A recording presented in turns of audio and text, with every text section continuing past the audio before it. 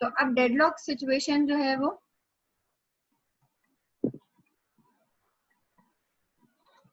कब कब आ सकती है? Deadlock can arise if four conditions hold simultaneously. अब इन चारों में से कोई भी सिचुएशन होगी तो डेडलॉक आ सकती है। म्यूचुअल एक्सक्लूजन में तो अभी हमने देखा कि जब हम म्यूचुअल एक्सक्लूजन इंप्लीमेंट करते हैं और हम इस तरह से अलाउ करते हैं कि एक प्रोसेस एक रिसोर्स को होल्ड करके रखे और दूसरी प्रोसेस की रिक्वेस्ट भेज दे, तो अभी हमने प्रीवियसली इस कोड में देखा कि हमने इसी तरह का कोड इंप्लीमेंट किया है कि जिसमें दो थ्रेड्स हैं और दोनों थ्रेड्स को दो अलग अलग वेरिएबल्स पे एक्सेस चाहिए। तो एक थ्रेड ने एक वेरिएबल को लॉक किया, दूसरे ने दूसरे को लॉक किया और दोनों एक दूसरे का वेट कर रहे हैं। तो ये क्या हुआ? ये म्यूचुअल एक्सक्लूजन इंप्लीमेंटेड था जिसमें जो है वो डेडलॉक आ गई ड्यू टू म्यूचुअल एक्सक्लूजन। दूसरी चीज है hold and wait. A process holding at least one resource is waiting to acquire. इसमें होल्ड एंड वेट में क्या होता है?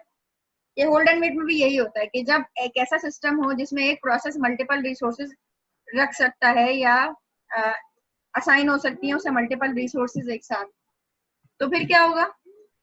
वो एक रिसोर्स को होल्ड करके रख लेगा और वेट करेगा दूसरी का। एग्जैक्टली यही वाली सिचुएशन है जो हमने पीछे कोड के थ्रू करी है। ये होल्ड एंड वेट की भी एग्जांपल हो सकती है।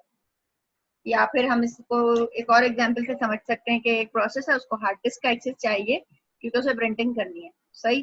तो उसको दो रिसोर्सेज का एक्सेस चाहिए होगा, एक हार्ड डिस्क का चाहिए और एक प्रिंटर का चाहिए। तो अगर हम उसको पहले हार्ड डिस्क का एक्सेस दे देते हैं और वेट स्टेट में चला जाता है फॉर प्रिंटर, तो जब तक प्रिंटर एलोकेट नहीं होगा वो हार्ड डिस्क को भी रिलीज नहीं करेगा, सही है? तो ये होल्ड एंड वेट सिचुएशन क्या होती है? Process holding at least one resource is waiting to acquire additional resources held by other processes, सही? नो प्रीएम्पशन में क्या होता है? A resource can be released only voluntarily by the process holding it after that process has completed its task. अब no preemption में यह होता है कि जब हमारे पास ऐसे सिस्टम हो जहाँ पे प्रीएम्पशन नहीं होती है, तो नो प्रीएम्पशन का मतलब ये होता है कि जो भी प्रोसेस ने रखा हुआ है ना किसी रिसोर्स को, तो वो उस रिसोर्स को रिलीज नहीं करता है, सही है? तो अब इसका इम्प्लीमेंट करने का तरीका क्या होगा या इस प्रॉब्लम को रिजॉल्व करने का तरीका क्या होगा कि जिस प्रोसेस ने रिसोर्स को होल्ड करके रखा हुआ है, अगर वो वेट स्टेट में जाता है तो वो वॉलंटरली उस रिसोर्स को रिलीज कर देगा ताकि दूसरे प्रोसेस जो है वो अपना काम कंप्लीट कर ले, ठीक है? ये डेडलॉक आने का और रिजॉल्व करने का तरीका है। तीसरी चीज है, चौथी चीज है सर्कुलर वेट। सर्कुलर वेट हमने अभी अभी देखा। ये यहाँ पर सर्कुलर वेट की सिचुएशन ही आ रही थी कि T1 is waiting for some resource R2 which is held by T2 और T2 is waiting for some resource R1 which is held by T1। तो ये सर्कुलर वेट की कंडीशन है। सर्कुलर वेट में होता क्या है कि प्रोसेसेस जो होते हैं वो ऐसी रिसोर्सेज का वेट कर रहे होते हैं और सर्कुलर वेट कर रहे होते हैं। लेट्स से कि P0 एक ऐसी रिसोर्स का वेट कर रहा है जो P1 ने रखी हुई है, P1 एक ऐसी रिसोर्स का वेट कर रहा है जो P2 ने रखी हुई है, एंड सो ऑन। और ये साइकिल पूरा चलता चला जाता है और Pn तक जब हम जाते हैं तो Pn किसी ऐसी रिसोर्स का वेट कर रहा होता है जो कि P0 ने रखी हुई होती है, ठीक है? तो इस तरीके से हम डेडलॉक की कैरेक्टराइजेशन कर सकते हैं या हम बता सकते हैं कि डेडलॉक जो है वो इन चार जगहों पे डेडलॉक आ सकता है, ठीक है?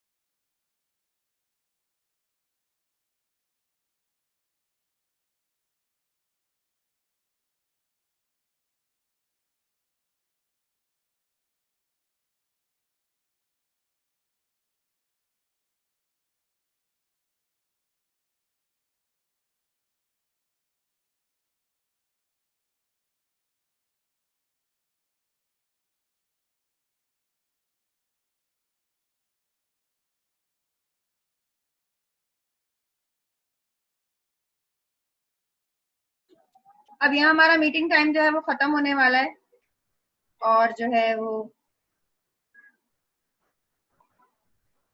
हमारा जो लेक्चर है वो हमारा अभी हम इसको कंटिन्यू कर लेते हैं रिसोर्स एलोकेशन ग्राफ को, फिर उसके बाद हम इसको रीस्टार्ट करेंगे क्लास।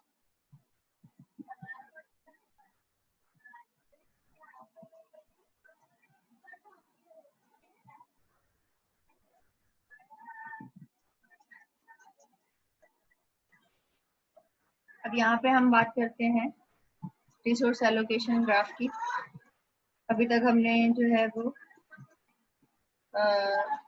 डेडलॉक का इंट्रोडक्शन किया था कि डेडलॉक जो है वो क्या होती है और किस तरीके से आ सकती है, कौन कौन सी सिचुएशन होती है। तो हम बात कर रहे थे रिसोर्सेज क्या होती हैं। तो अगर मैं किसी हर रिसोर्स का रिसोर्स एलोकेशन ग्राफ बना लूँ तो मुझे पता चल जाएगा कि जनाब मेरे सिस्टम में जो है वो डेडलॉक आ गई है।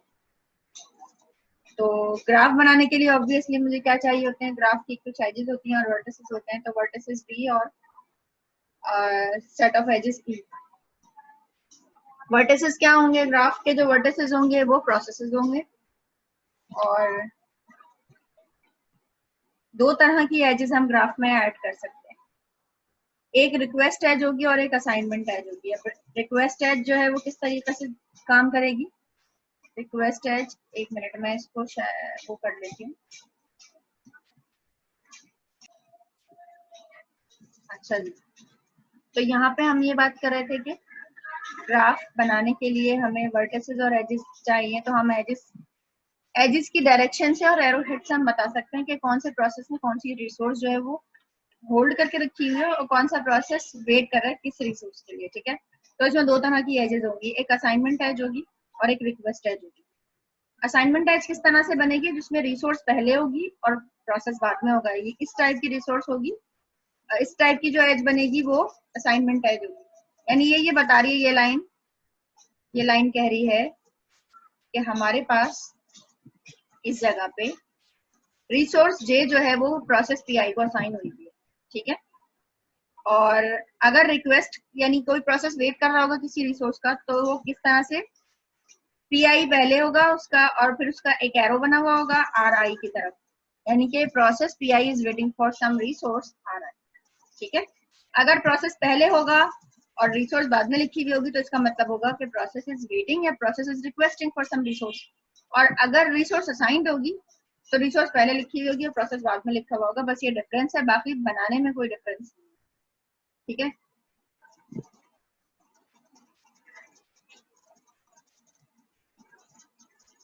अब यहाँ पे हम जब इस ग्राफ को क्रिएट करेंगे तो ग्राफ में हम प्रोसेस को एक सर्कल के जरिए से रिप्रेजेंट करेंगे, रिसोर्सेस को एक हम स्क्वायर या रेक्टेंगल बनाएंगे रिसोर्स के लिए।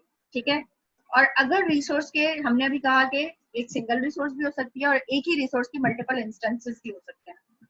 तो ये वाली डायग्राम क्या बता रही है आपको कि इस रिसोर्स के मल्टीपल इंस्टेंसेस मौजूद हैं। ये वाली डायग्राम बता रही है कि ये एक सिंगल रिसोर्स है जिसके 4 इंस्टेंसेस मौजूद हैं।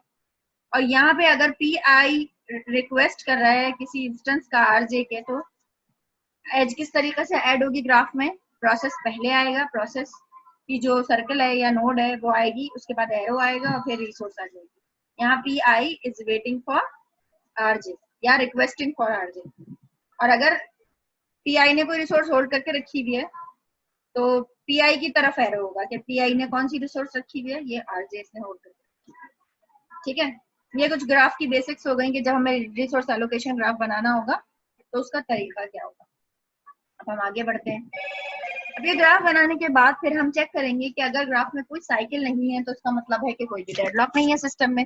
लेकिन अगर हमें ग्राफ में साइकिल मिल जाता है और अगर हर रिसोर्स की एक ही इंस्टेंस है, तब तो लाजमी सी बात है कि ग्राफ में मुझे साइकिल मिल गया तो इसका मतलब डेडलॉक है।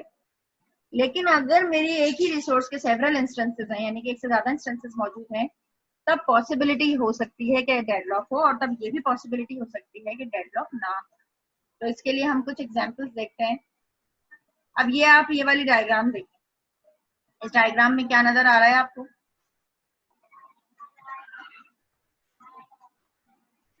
अगर रिसोर्स देखें, ये वाली इस एरिया पे फोकस करें, मैं इसको एनोटेट करती हूँ, आप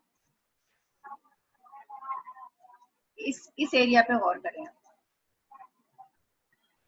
रिसोर्स R2 का एक इंस्टेंस से एरो निकल के जा रहा है P1 की तरफ।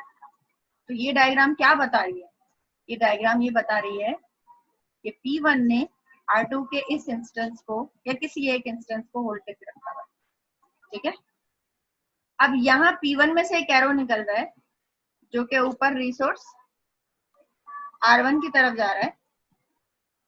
तो इससे हमें ये पता चल रहा है कि P1 is waiting for R1, और जबकि R1 का ये एक ही इंस्टेंस है, ये किसने होल्ड करके रखा हुआ है?